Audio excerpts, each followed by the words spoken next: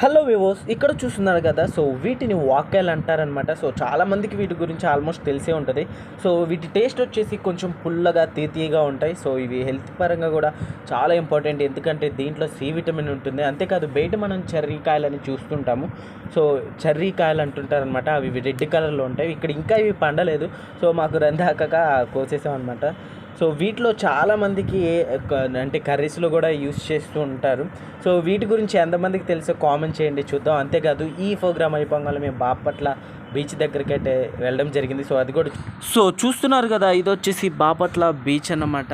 ఎంత పీస్ఫుల్గా ఉందంటే యాక్చువల్లీ మేము వెళ్ళినప్పుడు ఇక్కడ అసలు ఎవ్వరు లేరు. సో క్రౌడ్ చాలా తక్కువ ఉందన్నమాట. సో ఫుల్ బాగా ఎంజాయ్ చేసాము. అంతేకాదు ఇక్కడ బోట్ చూపిస్తున్నాను కదా, సో ఈ బోట్తో ఒక చిన్న ఎక్స్పెరిమెంట్ జరిగింది. సో లోపలికి వెళ్ళిపోదాం అని చెప్పి అయితే ట్రై చేసాము. అంటే అక్కడ బోట్ మ్యాన్ ఉన్నారు మాకు తెలిసిన వాళ్ళే. సో యాక్చువల్లీ అది స్టార్ట్ చేసే లోపు ఈ 2-3 మంత్స్లో